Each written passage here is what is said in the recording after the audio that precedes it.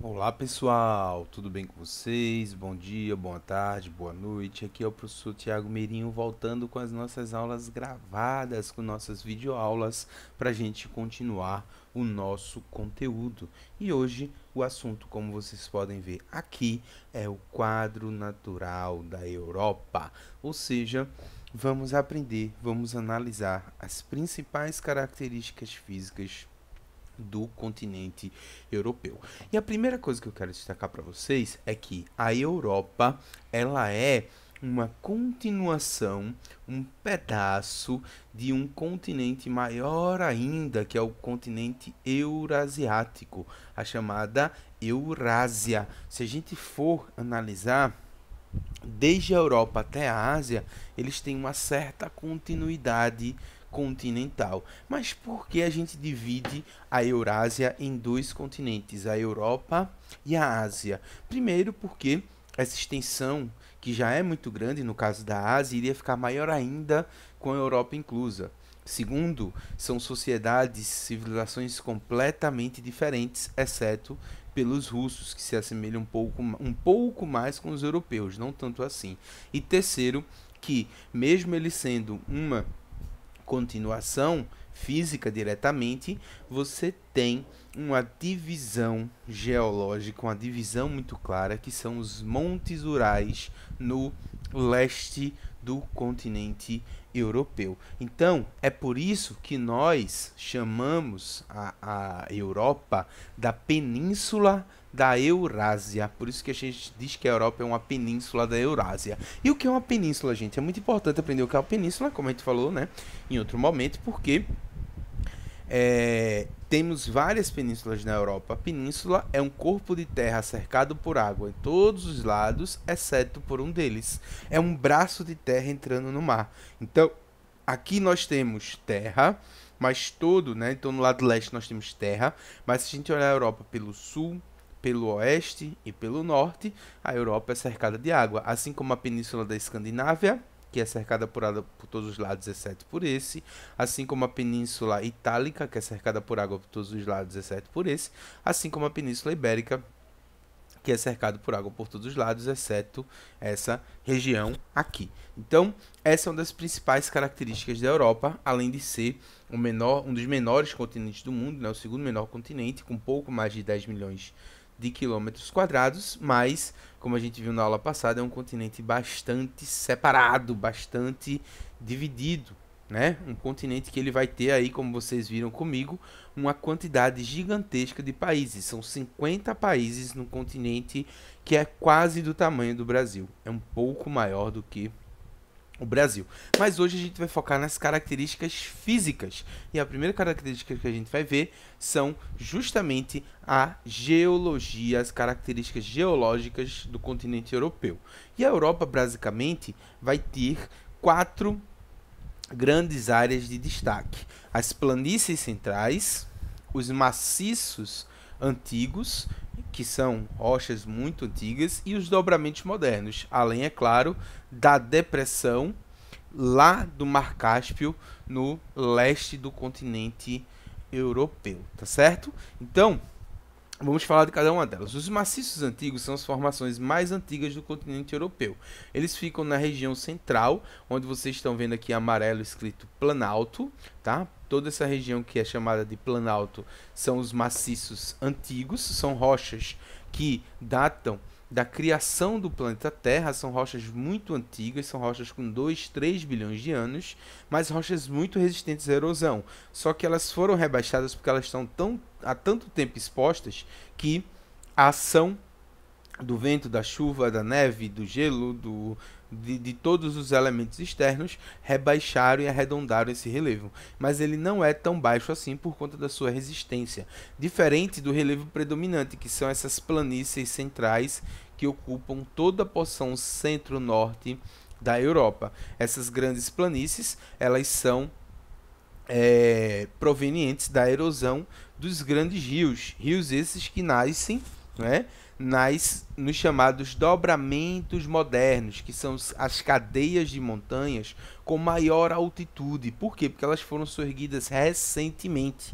E o que é que soergue essas montanhas? O encontro, o choque de placas tectônicas. Isso faz com que a placa se dobre e crie montes, né, crie cadeias de montanhas muito elevadas com formato pontiagudo, já que a erosão ainda não arredondou o cume dessas superfícies. E a gente encontra esses relevos principalmente na Escandinávia, em uma relação muito pequena, mas a maior presença está aqui na Península Ibérica, né, onde nós temos os Apeninos, os Cárpatos aqui na Península Itálica, no norte da Itália tem os Alpes, a gente tem também a porção do Cáucaso aqui na região próxima ao Mar Cáspio. Então nós temos vários dobramentos modernos ao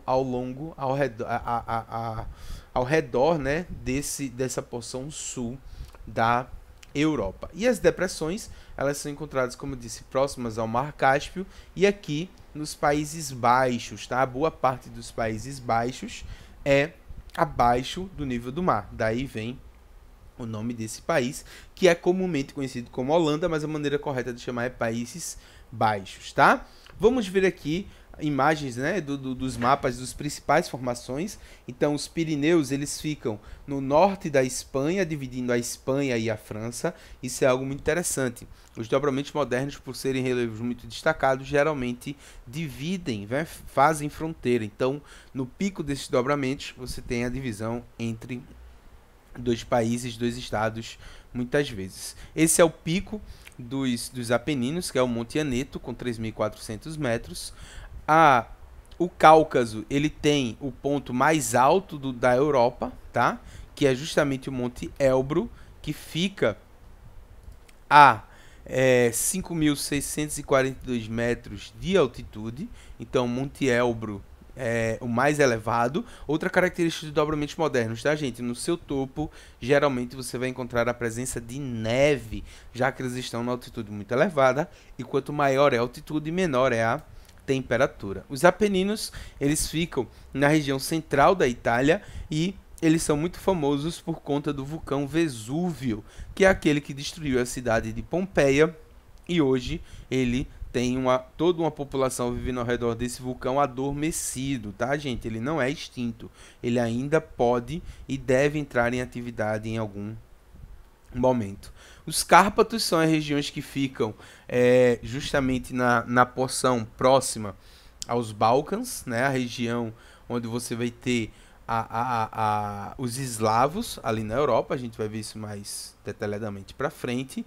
E os famosos Alpes são os dobramentos modernos mais famosos que a gente tem na Europa, já que você tem aqui montes que passam, não é, pela Itália, pela Suíça, pela Alemanha, pela França, pela Áustria e até um pedacinho da Eslovênia. Então esses países, eles usam muito os Alpes como atrativo turístico. E os Alpes têm o seu monte, o seu pico no Mont Blanc ou Monte Branco, que fica a 4.800 metros de altitude, que a gente pode observar inclusive aqui nesse mapa, na divisa entre a Itália e a França, tá? Quando você chega em cima do Mont Blanc, de um lado é Itália, do outro lado é França.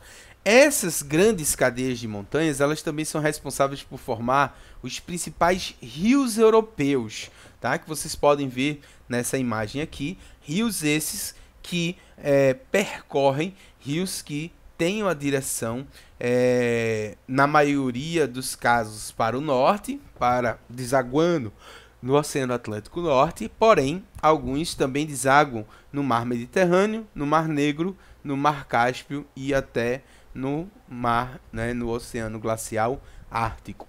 E quanto à hidrografia da Europa, a gente tem uma característica muito marcante, tá? O continente europeu, ele possui bastante rios, tá? Vários rios, porém, esses rios são, em geral, curtos, mas volumosos, caudalosos, tem muita água. Por que isso acontece, professor? Porque o que acontece é o seguinte, os dobramentos modernos eles vão abastecer esses rios com bastante água. Porém, o espaço que existe de terra entre a nascente do rio e a foz é pequeno.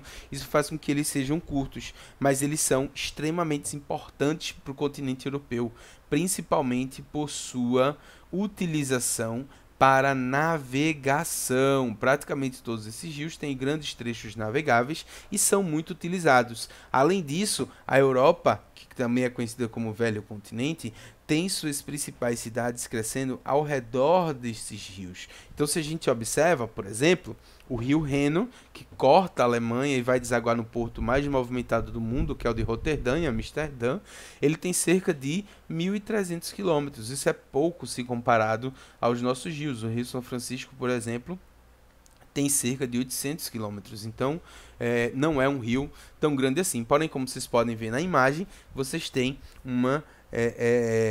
um cenário, uma paisagem aí muito bonita, que é explorada turisticamente e também essas cidades que o Rio Reno corta, elas são muito importantes do ponto de vista industrial. Então ele escoa a produção industrial. O mesmo acontece na França com o Rio Sena e o Rio Ródano, tá? O Sena que deságua no norte, 770 quilômetros, e o Ródano com 800. Passam por cidades importantes como Paris, na França, onde passa o Rio Sena, e Lyon, na França também, onde passa o Rio Danúbio. Eu escrevi errado aqui, tá, gente? Não é Rio Danúbio, isso aqui é o Rio Ródano, tá? Foi uma falha aqui, deixa eu corrigir logo na hora. Esse aqui é o Rio Ródano, que passa aí pela cidade de Lyon, na França, tá?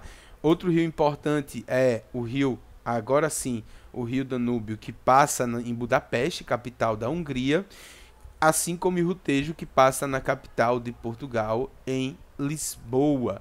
E por fim, aí o rio mais extenso da Europa, que é o rio Volga, que corta a Rússia, tá? E é uma das divisões entre a parte da Rússia europeia e a parte da Rússia asiática, tá? Por hoje é só, gente. A gente hoje vai ficar somente com a questão do relevo e da hidrografia, mas na próxima aula a gente vai ver clima e bioma do continente europeu. Tenham todos um bom dia, um beijo para todos vocês, fiquem com Deus e até a próxima aula, gente. Tchau!